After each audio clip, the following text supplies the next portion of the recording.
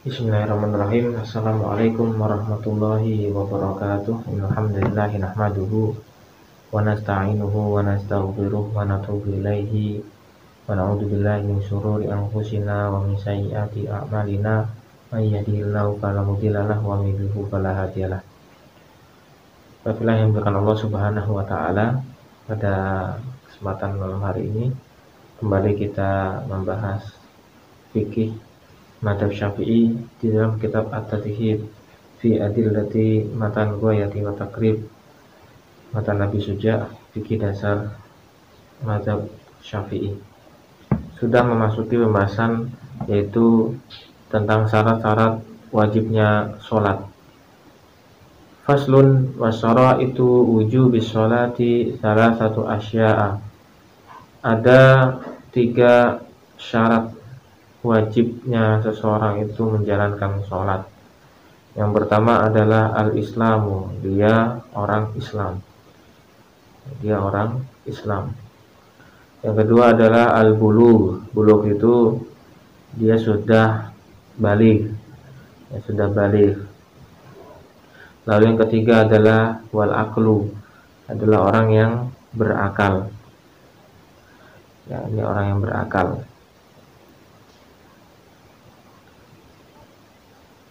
Nah, ini berkaitan tentang syarat wajibnya sholat.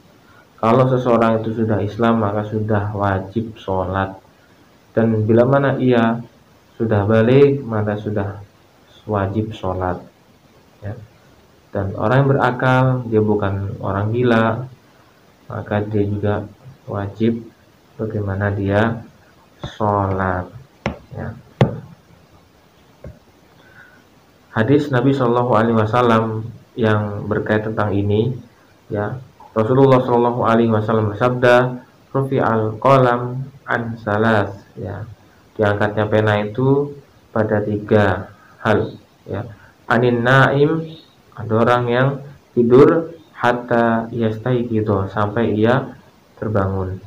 Wa anis sobiyyi hatta yahtalima, dan dari seorang anak kecil, ya, sampai ia yahtalim atau dia mimpi basah. Lalu yang ketiga adalah wa anil majnuni hatta yaqil, ya, dari orang yang majnun itu gila sampai ia berakal.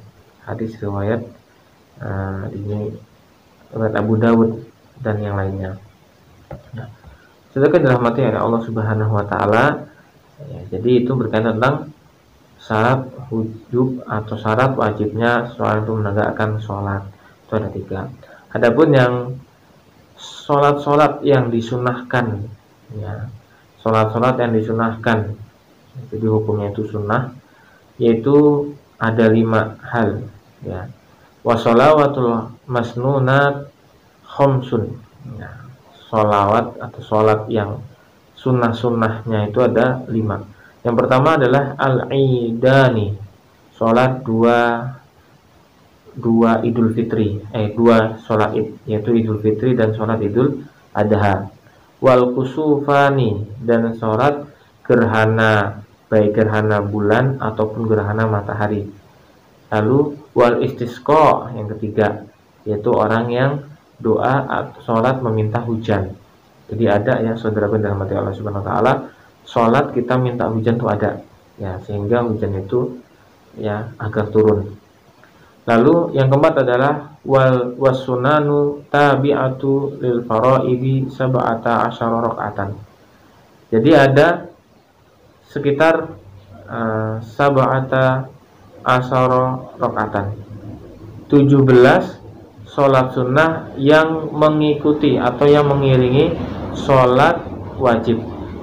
Apa saja? Yaitu yang pertama rakaatanil fajri, 2 rakaat sholat fajar, ya. Jadi 2 rakaat sholat fajar itu sebelum sholat subuh, ya. Wa arba'un qabla zuhri wa raka'atani ba'dahu, 4 rakaat sholat zuhur dan 2 rakaat setelah sholat zuhur. Nah, lalu selanjutnya wa arba'un qoblal asri, 4 rakaat sebelum melaksanakan sholat asar. Selanjutnya warak'atani ba'dal maghrib, 2 rakaat setelah maghrib. Wasalasu ba'dal isya, dan 3 rakaat setelah isya. Yutiru biwahidatin minhunna, dengan 1 witir. Nah, jadi 2 rakaat dan tambah 1 witir. Nah, ini berkaitan tentang sholawatu masnunah, ya, sholat-sholat yang dihukumi sunnah. Adapun 3 hal yang menjadi asyaddu istihbaban, maksudnya yang sangat ditekankan, ya, muakkadatun, ya, wasalasu nawafila muakkadat, sholatul laili wa sholatul duha, ya, wa sholatul tarawih. Ada 3 sholat yang sangat ditekankan. Yang pertama adalah sholat lail, sholat tahajud. Lalu yang kedua sholat duha, dan yang ketiga adalah sholat tarawih. Nah, sudah kan dirahmati oleh Allah Subhanahu wa taala, mudah-mudahan dapat kita pahami bersama berkaitan tentang apa saja yang menjadi wajibnya seseorang itu melaksanakan sholat. Jadi hukumnya itu jadi wajib ada 3 tadi, lalu ada 5 sholat-sholat yang sunnah beserta 17 yang mengikuti atau mengiringi sholat wajib, dan yang paling ditekankan dalam sunnah muakkidat, paling ditekankan adalah sholat tahajud dan sholat duha. Setelah itu sholat tarawih, yang sholat tarawih itu dilaksanakan manakala kita masuk pada bulan Ramadan. Mudah-mudahan sebentar lagi kita masuk bulan Ramadan dan dimudahkan oleh Allah Subhanahu wa taala melaksanakan ketaatan-ketaatan kepadanya. Barakallahu fikum. Wassalamualaikum warahmatullahi wabarakatuh.